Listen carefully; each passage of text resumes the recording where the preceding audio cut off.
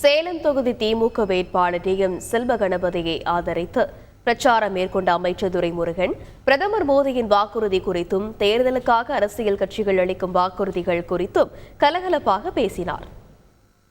சொன்னேன், சுவிட்சர்லாந்தில் எக்கச்சக்கமான கள்ளப்பணம் இருக்கு, நான் எடுத்துக்கிட்டு வந்து நம்ம ஊரில் போட்டு ஒவ்வொருத்தருக்கும் 15 லட்ச ரூபா உங்களை பேங்க்கில் போடுறேன், நீங்கள் போய் வாங்கிக்கிங்கன்னு சொன்னேன்.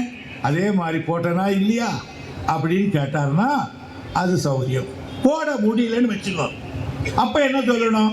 நான் என்னமோ கொண்டு வந்து தான் போடலான்னு நினச்சேன், நான் போய் அந்த கள்ளப்பணத்தை எடுக்கிறதுக்கு போனேன், அதுக்குள்ளே எந்த களவாடி பயிரோ அதை திருடி மூட்டான், நான் என்ன பண்ணுறதுன்னு தெரியலன்னா சரி போனா போது முடியா 1000 மொழி சொல்லி ஒரு கல்யாணத்தை பண்ணு, 1000 பொய் சொல்லி ஒரு தேர்தலை நடத்து அப்படின்னு நடத்திடலாம்.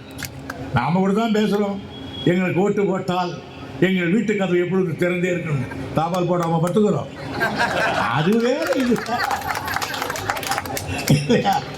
சும்மா சொல்றதா? உங்க வேலைக்காரனா கருதுன்னு செய்யணுமா? அது சும்மா பவர் அலர்ட் தர்றது. செய்திகளை உடனுக்குடன் தெரிந்து கொள்ள உடனே சப்ஸ்கிரைப் பண்ணுங்க.